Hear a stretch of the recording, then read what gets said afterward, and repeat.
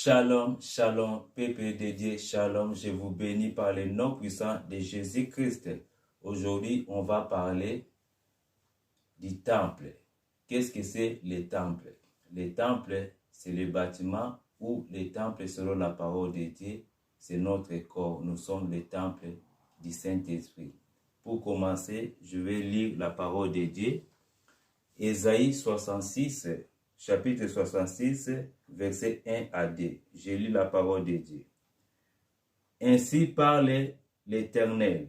Le ciel est mon trône et la terre mon marchepied. Quelle maison pourriez-vous me bâtir et quel lieu me donnerez-vous pour demeure? Toutes ces choses, ma main les a faites et toutes ont reçu l'existence, dit l'Éternel. Voici ce qui je porterai mes regards sur celui qui souffre et qui a l'esprit abattu, sur celui qui craint ma parole. Voilà ce que l'Éternel dit. Quelle maison me bâtirez-vous? Voilà. Le ciel est mon trône, la terre est mon marchepied. Dieu, il désire habiter dans l'homme, pas dans les bâtiments faits de mains d'homme. Je prends la parole de Dieu, Jean chapitre 2, verset 18. Je lis la parole de Dieu. Les Juifs prenant la parole lui dirent: quel miracle nous montres-tu pour agir de la sorte? Jésus leur répondit: détruisez ce temple et en 3 jours je le relèverai. 20. Les Juifs dirent: il a fallu 46 ans pour bâtir ce temple, et toi, en 3 jours, tu le relèveras. Mais il parlait du temple de son corps. C'est pourquoi, lorsqu'il fit ressusciter des morts, ses disciples se souvenaient qu'il avait dit cela et ils crurent à l'écriture et à la parole que Jésus avait dite. Jésus, il parlait de son propre corps. Les Juifs, ils pensaient que Jésus parlait les temples. Voilà, parce qu'ils avaient mis tout leur espoir dans les temples. Mais Jésus parlait de son corps, qui est le véritable temple. Dans 3 jours, quand je ressusciterai, je relèverai l'autre temple qui va être son propre corps. Ce qui nous a fait aussi le temple du Saint-Esprit. Selon la parole de Dieu, le temple, ce n'est pas un endroit, ce n'est pas un bâtiment. Le temple, c'est le corps. Jésus-Christ, il est devenu le véritable temple. C'était l'ombre des choses à venir qui venait s'accomplir dans le corps de Jésus-Christ. Si vous lisez Colossiens 2, à partir de 14, vous descendez jusqu'au 18. Toutes ces choses, c'était l'ombre des choses à venir. Mais le corps est en Jésus, qui ça venait s'accomplir. Que personne donc ne vous trompe avec tous ces sujets de manger ou de boire, de fêtes, de nouvelles lignes ou de sabbats. Toutes ces choses, c'était de l'ombre des choses à venir qui venaient s'accomplir dans le corps de Jésus-Christ. Voilà, pour commencer, selon la parole de Dieu, le temple, ce n'est pas un endroit, ce n'est pas un bâtiment. Le temple, c'est le corps. Jésus-Christ, il est devenu le corps, le véritable temple lui-même. Je prends Marc 14, chapitre 14, verset 55. Les principaux sacrificateurs et tous les Sanhédrins cherchaient un témoignage contre Jésus pour le faire mourir et ils n'en trouveraient point. Car plusieurs rendaient de faux témoignages contre lui, mais les témoignages ne s'accordaient pas. Quelques-uns s'élevèrent et portèrent un faux témoignage contre lui, disant: Nous l'avons entendu dire, je détruirai ce temple fait de mains d'hommes, et en 3 jours, je en bâtirai un autre qui ne sera pas fait de mains d'hommes. Jésus, il veut bâtir un autre temple. Ce n'est pas le temple de Jérusalem. Leur gloire, c'était là-bas. Mais Jésus, il est venu pour détruire ce temple, pour bâtir un nouveau temple qui ne sera pas fait de mains d'hommes. Ça va être spirituel. Lisez bien. Lisez bien. Nous l'avons entendu dire, je détruirai ce temple fait de mains d'hommes. Et en 3 jours, après la résurrection, j'en bâtirai un autre qui ne sera pas fait de mains d'hommes. Qui ne sera pas fait de mains d'hommes. Jésus, il n'est pas venu pour détruire le temple, la physique, pour rebâtir encore un temple physique. Il va bâtir un autre temple qui ne sera pas fait de mains d'hommes. Ça va être un temple spirituel que nous sommes. Voilà. Ça, c'est le véritable temple. Jésus-Christ lui-même, il est le véritable temple. Il nous a fait devenir le véritable temple. Il est même lui-même le vrai sacrificateur. Il nous a fait devenir le vrai sacrificateur aussi. Jésus-Christ.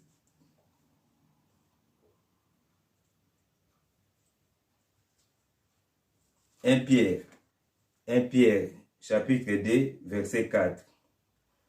Approchez-vous de lui, pierre vivante. Voilà, approchez-vous de lui, pierre vivante. Qui est le pierre vivant? Jésus-Christ lui-même. Il a bâti son propre corps. Il est le véritable temple. Il est les pierres vivantes. Approchez-vous de lui, pierre vivante, rejetée par les hommes, mais choisie et précieuse devant Dieu.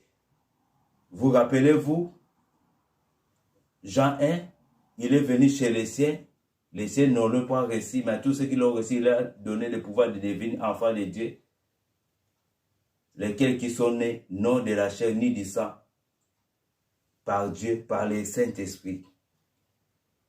5. Et vous-même, comme des pierres vivantes. Voilà, et vous-même comme des pierres vivantes. Qui nous a fait le corps, qui nous a fait les temples, qui nous a fait les pierres vivantes? Jésus-Christ. Quand on devient chrétien, nous devenons le véritable temple. Comme dans 1 Corinthiens 6, 19. Et vous-même, comme des pierres vivantes, comme Jésus-Christ lui-même, nous aussi nous devenons les pierres vivantes. Édifiez-vous pour former une maison spirituelle. Voilà ce que nous devenons. Voilà. Et vous-même, comme une pierre vivante, comme des pierres vivantes. Qu'est-ce que nous devenons? Nous édifions pour former une maison spirituelle. Voilà, nous devenons le véritable temple. Un seul sacerdoce, afin d'offrir des victimes spirituelles agréables à Dieu par Jésus-Christ. Voilà ce que nous devenons après la conversion. Après la conversion, nous devenons les véritables temples selon la parole de Dieu. On va lire, j'ai un texte que je vais partager avec vous. Et vous-même, comme des pierres vivantes, édifiez-vous pour former une maison spirituelle, un saint sacerdoce, tu es le véritable sacrificateur, afin d'offrir des victimes spirituelles agréables à Dieu par Jésus-Christ. Voilà, le véritable temple, c'est toi. Éphésiens 2. Éphésiens 2 à partir de 20. Éphésiens chapitre 2, verset 20. Vous avez été édifiés sur le fondement des apôtres et des prophètes, Jésus-Christ lui-même étant la pierre angulaire. En lui, tout l'édifice bien coordonné s'élève pour être un temple saint dans le Seigneur. Voilà ce que nous devenons. Un édifice bien coordonné s'élève pour être un temple saint dans le Seigneur. Voilà, tu es le véritable temple. Ce n'est pas, oui, tu peux aller voir les gens, oui, les frères, c'est oui, mais attention à la manipulation, parce que là-bas, Dieu habite là-bas. Dieu est en toi, tu es le véritable temple, tu peux avoir une communication réelle, directe. C'est pour cela que Jésus a dit à la femme samaritaine, ce n'est plus dans la montagne, ce n'est plus à Jérusalem. Jérusalem, c'est le temple de la gloire là. Il y avait la gloire là-bas. Mais Jésus-Christ a dit, c'est fini. Je vais bâtir moi-même maintenant le véritable temple. C'est fini. Maintenant, les vrais adorateurs adoreront le Père en esprit et en vérité. C'est pour cela qu'il a dit, moi je relèverai les temples. Les temples là, ça va pas être bâti de la main d'homme. Mais ça va être spirituel. La femme samaritaine, elle croyait que c'est dans leur montagne. Elle croyait que c'était à Jérusalem. Jésus, il a dit, femme, l'heure est venue. Ce n'est plus dans la montagne. Ce n'est plus, oh, alléluia, à Jérusalem. Maintenant, les véritables adorateurs adoreront le Père en esprit et en vérité. Si tu crois, tu vas devenir le véritable temple. Tu vas devenir le véritable temple.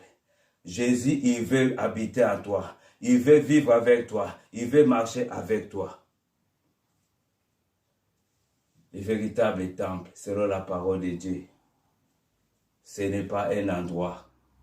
Le confinement nous a prouvé. Quand on était enfermé, Dieu était où? Où était-il? Quelque part, dans une maison, où écrit un nom quelque part, une maison, non. Le confinement nous a prouvé. La parole de Dieu et la vérité. Le confinement nous a prouvé. Les bâtiments, Dieu n'habite pas là-bas. Et oh, alléluia. Ésaïe 66. Oh, quelle maison me bâtirez-vous? Le ciel est mon trône. La terre est mon marchepied. Le confinement nous a prouvé. L'église, on peut aller voir les frères et sœurs. Mais ce n'est pas les vrais bâtiments. Le vrai bâtiment, c'est ton corps. Le temple que Dieu veut habiter, ce n'est pas un endroit où il y a le nom de quelqu'un qui va vous manipuler. C'est fini la récréation. Il est temps. Alléluia. Paul et Molili Kimi, le véritable temple, c'est toi. Bâti, alléluia, une relation véritable avec Dieu. Dieu, il va habiter en toi. Dieu, il veut revenir. Le Saint-Esprit, il va habiter en toi. Il veut collaborer. Avoir une relation pire, sain. Jésus-Christ a dit, si tu veux prier, ne fais pas comme les autres. Rentre dans ta chambre, ferme ta porte et prie. Le Père qui est dans les cieux, il t'écoutera. Il répondra. Alléluia. C'est là que Dieu attend. Alléluia. Il est avec toi. Il est en communication avec toi. Ce n'est pas mauvais. Tu peux aller voir des frères et sœurs. Mais attention, s'il y a la manipulation, attention, tu peux rester chez toi. Tu vas avoir une vraie relation avec Dieu. Même si, voilà, tu ne vas pas quelque part, mais bâtir une vraie relation avec Dieu. Voilà, c'est ça que Dieu veut. Dieu, il veut marcher avec toi tous les jours. Voilà, c'est qu'il veut habiter en toi. Dans un endroit là-bas, je ne sais pas où tu fréquentes. Il ne faut pas être dans une manipulation que Dieu habite là-bas. Si je ne vais pas là-bas, ou voilà, tout ça, il y a des menaces. Non. Voilà, Dieu n'habite pas dans la maison faite de mains d'hommes. Dieu lui-même, Jésus-Christ, il a construit une maison, alléluia, spirituelle. C'est ton corps. Il va avoir une vie réelle, une relation réelle avec lui. Alléluia. Je vais partager un texte qui est